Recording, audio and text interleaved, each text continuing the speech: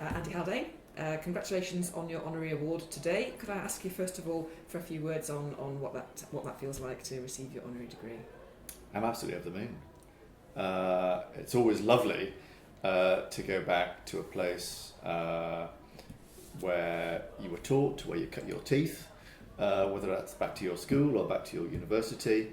Actually makes you rather emotional going back to those places. And they've always moved on, they've always changed, they've always grown actually, especially here at Warwick. But I'm absolutely over the moon, I have to say, and can't wait for the ceremony. That's wonderful, thank you. The challenge of communicating what economists actually do is something that the department here wrestles with quite a lot. Is that something that you've taken on board in your role as chief economist? Absolutely front and centre, fundamental really. I mean, the truth is the economy is for everyone, it affects everyone. Then everyone making good decisions is crucial for our economy functioning well. So absolutely, I think the role of, whether it's academia here at Warwick, or public policy at the Bank of England, we have a crucial role in making sure that what we say is intelligible to everyone, because that helps us in keeping the economy strong and growing, and it helps everyone else when making their important decisions about saving, about borrowing, about working. Those are all economic choices. So making economics for everyone very much has been at the centrepiece of what I've been trying to do over the past several years, actually. Wonderful. And thinking about that interface between academic research and public policy, how could our academics or our students who are graduating today best influence public policy? What should they be doing if they want to actually make an influence on society?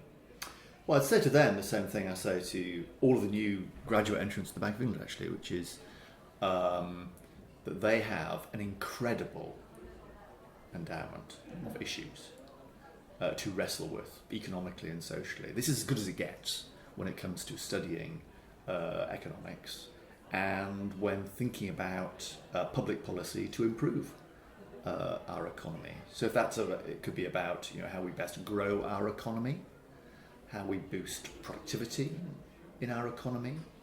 It could be about closing gaps between the best and the rest, whether it's companies or individuals. It could be about climate. These are the signature issues of the day for our economy and for our society. And as someone graduating, you could not wish for a better endowment of issues than those. Thank you.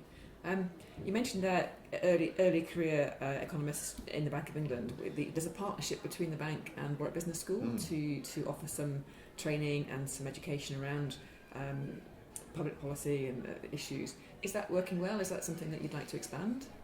Yes, the so-called central bank qualification we set up several years ago now, working in partnership, as you say, with the business school here. It's been an incredibly successful partnership. All the people, without exception, that have gone through this qualification at the Bank of England have been incredibly enthusiastic about it. And such is the success now, actually, we're taking it global. Goodness. So again, in partnership, we're having now a global, so-called global central bank qualification, making this available to central banks, not just in the UK, but right across the world. In some ways, that is testimony to just how successful that partnership has been. Fantastic. You've spoken recently of the need to revive civic society, to have a sort of renaissance of volunteering, and you've also set up Pro Bono Economics to help charities understand their impact a bit better. Can you just speak a little bit about why that agenda is important to you? Well, so this charity I founded 10 years ago now, Pro Bono Economics. The idea was simple enough, which is that many charities were asking themselves the question, what impact are we really having on society, and can we better measure it? And on the other side of that, I felt that economists, like me, had the tools of the trade to be able to answer that question. So could I kind of fuse the two together, use volunteer economists to put them into charities to help evaluate the charity's societal impact? And 10 years on, I'm pleased to say we've helped hundreds of charities do that. And now is actually a time we're spreading our wings a bit further. Because thinking ahead, a lot of focus often goes into the fortunes of private companies. into the fortunes of the public sector, the government, local and central.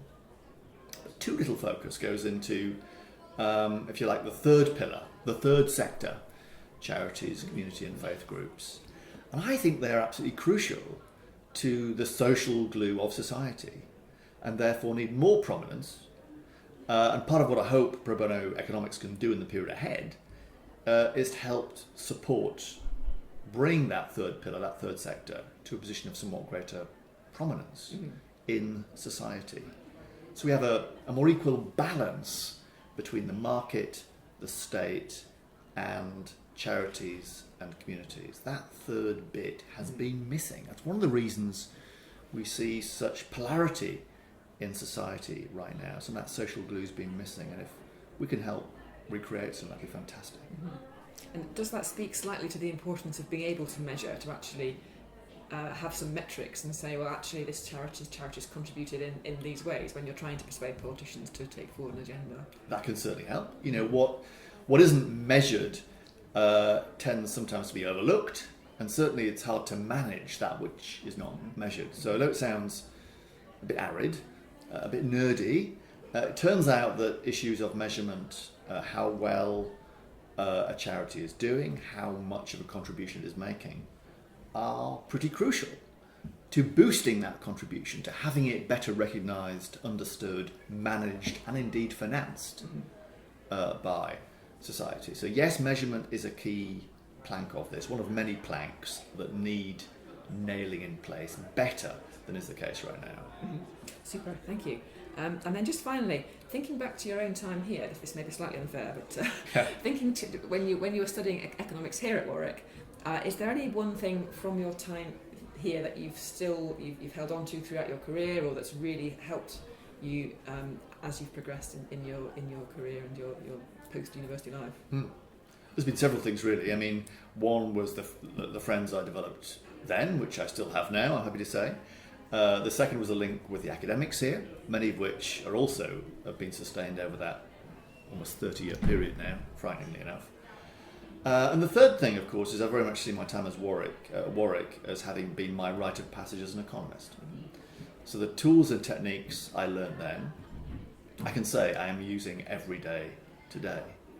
They've been fundamental for helping me make sense of what's gone on in the economy over the last 30 years. I said, barely a day passes when I'm not drawing on those thoughts, those theories, those bits of evidence to help me understand the economy, and most important of all, to try and do something public policy-wise to improve how it works.